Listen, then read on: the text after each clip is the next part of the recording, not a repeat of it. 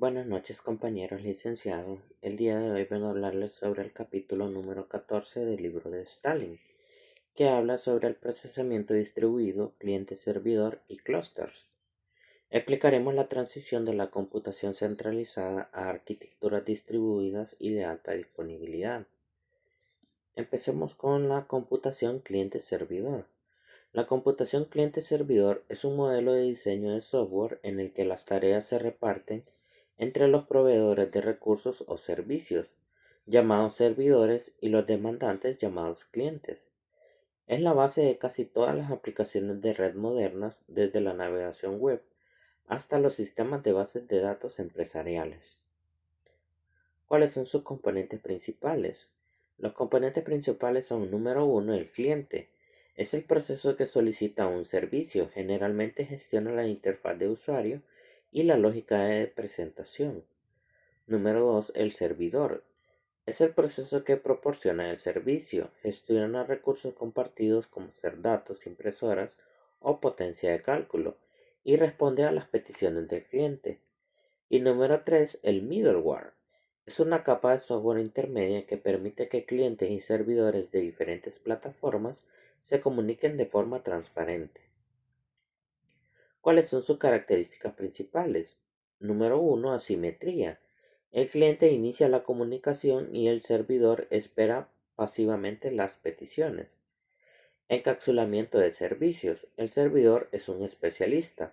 Un servidor de archivos solo maneja archivos. El cliente no necesita saber cómo se almacenan, solo cómo pedirlos. Escalabilidad. Se pueden añadir más clientes o mejorar la capacidad del servidor. Escalabilidad vertical, sin afectar al resto del sistema.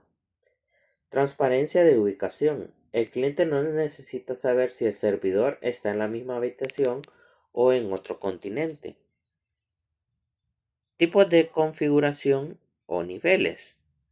Número uno, nivel de dos capas. El cliente se conecta directamente al servidor. Es común en aplicaciones pequeñas de bases de datos. El de tres capas. Se introduce un servidor de aplicaciones entre el cliente y la base de datos. Esto mejora la seguridad y permite procesar lógica de negocios compleja de forma centralizada. Y el de n capas, utilizado en sistemas web modernos donde intervienen servidores de caché, balanceadores de carga, microservicios y bases de datos distribuidas. Paso de mensajes distribuido. El paso de mensajes distribuido es un mecanismo fundamental que permite la comunicación entre procesos en sistemas que no comparten memoria física. En este entorno, la única forma en que un proceso A puede influir en un proceso B es enviando un mensaje a través de la red. Principio de funcionamiento.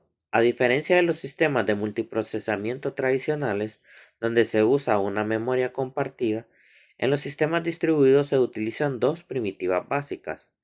Send, el que envía, es el emisor que envía los datos, y receive es el receptor que acepta los datos.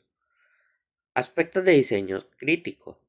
Existen tres desafíos principales que el sistema operativo o el middleware deben resolver para que este intercambio sea efectivo. Número uno, sincronización. Puede ser sincronización bloqueante, donde el emisor se detiene hasta que el receptor confirma la llegada del mensaje. Esto garantiza que los datos fueron entregados, pero puede causar lentitud. Y número 2, no bloqueante. El emisor envía el mensaje y continúa con su ejecución inmediatamente. Es más eficiente, pero requiere que el sistema gestione buffers para almacenar mensajes que aún no han sido recogidos. Número 2, fiabilidad y confiabilidad. En una red, los mensajes pueden perderse, duplicarse o llegar en el orden incorrecto. El protocolo de paso de mensajes debe implementar agradecimientos ACK, confirmaciones de recepción, retransmisión, volver a enviar si no hay confirmación tras un tiempo límite, y números de secuencia para reordenar mensajes que llegaron por rutas distintas. Número 3, direccionamiento. ¿Cómo sabe el emisor dónde está el receptor? Por método directo, se especifica el identificador del proceso o la dirección IP o puerto exacta. O por el método indirecto, donde se envía mensajes a una cola de mensajes o buzón compartido, de donde el receptor los extrae cuando esté listo. El paso de mensajes distribuido es el mecanismo fundamental que permite la comunicación entre procesos en sistemas que no comparten memoria física. En este entorno, la única forma en que un proceso A puede influir en un proceso B es enviando un mensaje a través de la red. Formato del mensaje. Un mensaje distribuido típico se divide en dos partes. Encabezado contiene metadatos como la identidad del emisor, el receptor, el tipo de mensaje, la longitud y códigos de control de errores. O cuerpo body, los datos reales que se desean transmitir. Como dato clave, el paso de mensajes es la base técnica sobre la cual se construyen conceptos más complejos y abstractos como las llamadas a procedimiento remoto, RPC, que veremos a continuación.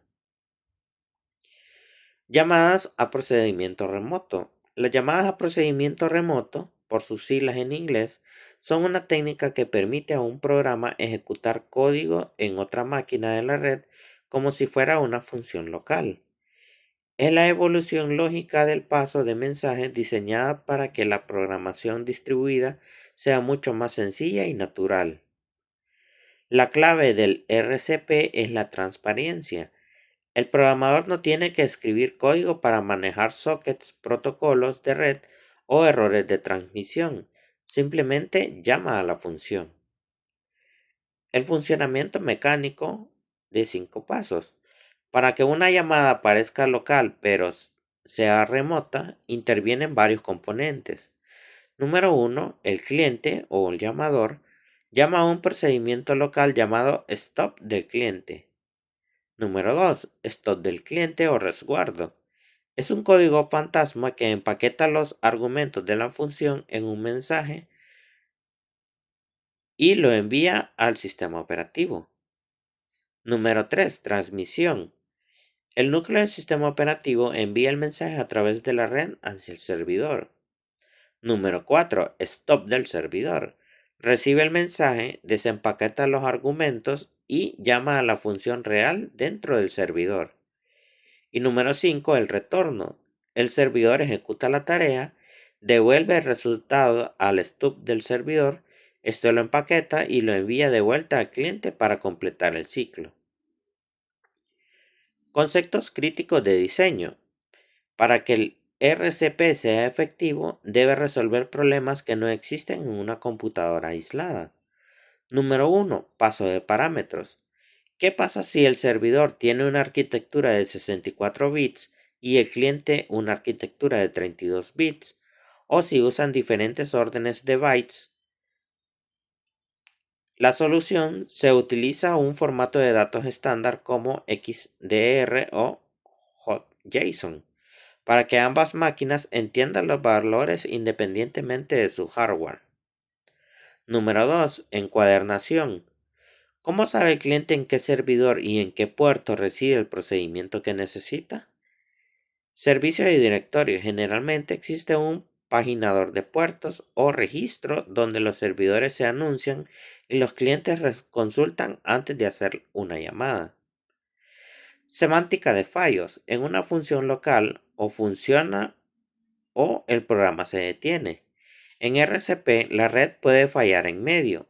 Se definen 3 niveles de garantías.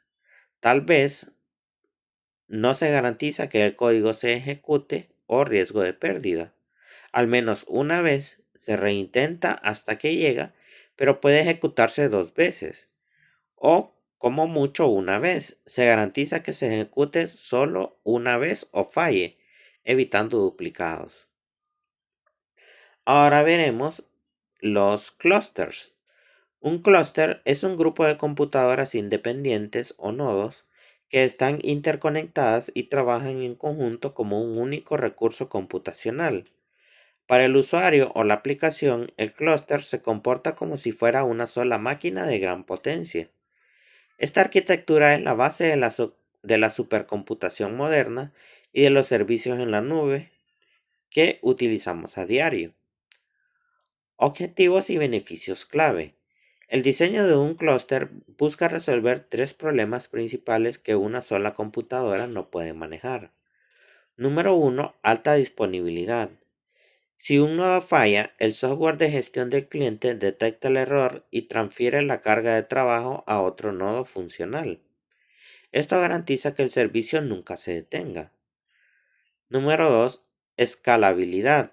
Permite aumentar la potencia del sistema simplemente añadiendo más computadoras a la red, en lugar de tener que comprar un servidor gigante y costoso. Número 3. Balanceo de carga. El clúster distribuye las peticiones entrantes de manera equitativa entre todos los nodos para evitar que uno solo se sature. Clasificación de clúster. Según su configuración y uso, los clústeres se dividen principalmente en dos tipos. A. Clúster de memoria compartida versus memoria distribuida.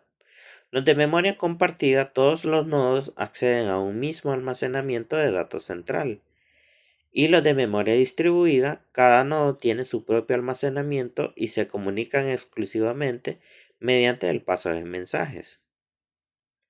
Y el número B, configuraciones de conectividad. A. Failover. Un nodo está trabajando mientras el otro está en espera. Si el principal falla, el segundo se activa inmediatamente. Y B. Multiprocesamiento. Todos los nodos procesan tareas simultáneamente, maximizando el rendimiento total del sistema. Ahora veremos los componentes de un clúster. Para que un conjunto de máquinas funcione como un clúster se necesitan tres elementos esenciales. Número 1. Nodos. Las computadoras físicas o virtuales servidores. Número 2. Interconexión de alta velocidad. Una red dedicada para que los nodos hablen entre sí con latencia mínima. Y número 3. El middleware del clúster. El software que gestiona la unión se encarga de monitorear la salud de los nodos y decidir qué tarea va a qué máquina. Ahora veremos el servidor clúster de Windows. El servidor clúster de Windows, conocido técnicamente como Windows Failover Clustering, es la implementación de Microsoft para proporcionar alta disponibilidad y escalabilidad a servicios críticos como bases de datos SQL Server, servidores de archivos y máquinas virtuales. A diferencia de los clústeres científicos, el enfoque de Windows está en la continuidad del negocio, asegurar que el servicio no se interrumpa si un servidor físico falla. Arquitectura y componentes claves. El diseño de Windows se basa en un modelo de recursos compartidos, donde los nodos o servidores ven el mismo almacenamiento, pero solo uno lo controla a la vez. Número 1. Nodos. Servidores que ejecutan Windows Server pueden ser hasta 64 nodos en las versiones modernas. Número 2. Almacenamiento compartido, generalmente una red SAN o un SMB que todos los nodos pueden ver. Y número 3. El quórum. Es el mecanismo de votación que determina qué nodos están activos. Evita el problema del split brain cuando dos nodos creen que son el principal y dañan los datos. Conceptos operativos. Número 1. Grupo de recursos. En Windows, un servidor, como una base de datos, se empaqueta como un grupo de recursos. Este grupo incluye la dirección IP virtual, el nombre de red y el disco de datos. El clúster mueve todo el grupo de un nodo a según sea necesario. Número 2. Failover o conmutación por error. Si el nodo A detecta un fallo de hardware, el software del clúster transfiere automáticamente el control de los recursos al nodo B. 3. Failback o conmutación de retorno. Cuando el servidor original, el nodo A, es reparado, el sistema puede estar configurado para devolverle sus tareas originales automáticamente o esperar una orden manual. Tipos de modelos en Windows. El modelo activo-pasivo, un nodo trabaja y el otro solo observa. Es el más común para máxima fiabilidad. Y el modelo activo-activo. Ambos nodos ejecutan diferentes instancias de un servicio. Si uno falla, el otro asume ambas cargas y para esto se requiere un potente hardware. Y el de clúster geográfico. Los nodos están en ciudades distintas para proteger los datos contra desastres naturales o incendios en el centro de datos. Ahora veremos los Sun Cluster. El Sun Cluster, ahora parte de Oracle, es una de las soluciones de alta disponibilidad más robustas diseñadas para el sistema operativo Solaris. A diferencia de las soluciones más generales, Sun Cluster fue creado para entornos de misión crítica, donde el tiempo de inactividad no es una opción, como en sistemas bancarios o de telecomunicaciones. Su arquitectura se distingue por una integración profunda entre el hardware y el sistema operativo y el almacenamiento. Arquitectura de objetos y servicios. El modelo de Sun Cluster se basa en una jerarquía de componentes que aseguran que las aplicaciones sigan funcionando incluso si fallan múltiples partes del sistema. Número 1. Nodos del clúster. Servidores que ejecutan Solaris pueden ser desde 2 hasta decenas de nodos. Interconexiones privadas, redes redundantes de alta velocidad dedicadas exclusivamente a que los nodos monitoreen su estado mutuo. Dispositivos globales. El sistema hace que los discos locales de un nodo parezcan estar conectados a todos los demás nodos del clúster, simplificando el acceso a los datos. Conceptos clave de Sun Cluster. Servicios de datos o data service son agentes de software que envuelven a aplicaciones populares como Oracle Database o Apache. Estos agentes saben exactamente cómo iniciar y detener y monitorear la salud de esa aplicación específica. Estos tienen una IP móvil. Si una tarjeta de red falla, Sun Cluster mueve automáticamente la dirección IP del servicio a otra tarjeta o a otro nodo, de modo que los usuarios externos nunca pierden la conexión. Y quórum y testigo. Utiliza un sistema de votación para decidir qué parte del clúster sobrevive en caso de una partición de red, evitando la corrupción de datos. El sistema de archivo global. Una de las mayores innovaciones de Sun fue permitir que cualquier nodo del clúster leyera o escribiera en cualquier disco del clúster con una consistencia total. Esto significa que un programa se mueve del nodo 1 al nodo 2, encontrará sus archivos exactamente en la misma ruta, sin necesidad de reconfiguraciones complejas. Mientras que otros sistemas parchan la alta disponibilidad sobre el sistema operativo, Sun Cluster se entrega como una extensión natural del núcleo de Solaris, ofreciendo una de las recuperaciones ante fallos más rápidos de la industria.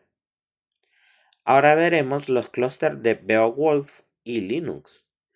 El modelo Beowulf es quizás el concepto más revolucionario en la historia de los clústeres, ya que cambió el paradigma de la supercomputación. Mientras que Windows y Sun diseñaron soluciones empresariales de alta disponibilidad, Beowulf nació en la NASA en 1994, con un objetivo distinto: mantener el máximo rendimiento de cómputo científico al menor costo posible.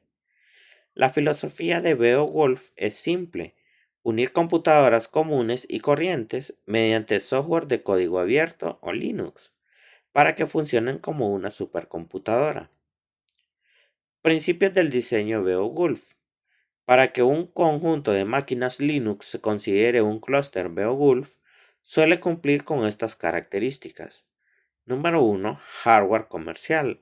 Utiliza computadoras PC estándar, procesadores Intel o AMD, disco SATA, memoria RAM común, en lugar de costosos servidores propietarios. Número 2. Una red dedicada. Los nodos están conectados por una red privada que no se comparte con el resto de la oficina o universidad. Número 3. Software libre. Se basa exclusivamente en el kernel de Linux y herramientas gratuitas. Número 4. Nodo maestro y nodos esclavos. El nodo maestro gestiona el clúster, compila el código y sirve de interfaz para el usuario. Y el nodo esclavo no tiene teclado ni monitor, su única función es procesar cálculos y devolver resultados. La pila de software o stack.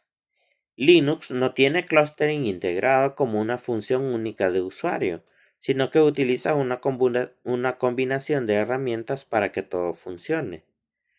Número 1. Comunicación. Utiliza MPI o PBM. Estas son las librerías que permiten que un programa se divida en partes y se ejecute en 50 nodos a la vez. Gestión de procesos. Herramientas como Slurm o OpenVPS que deciden qué nodo está libre para recibir la siguiente tarea.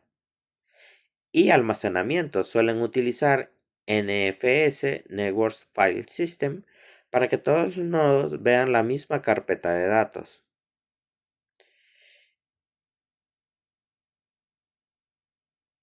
Con esto terminamos y como conclusión del capítulo, desde la comunicación básica cliente-servidor hasta los masivos clusters Beowulf, el procesamiento distribuido busca un solo fin, la transparencia, que el usuario vea una sola computadora potente, aunque detrás haya un ejército de máquinas colaborando. Muchas gracias.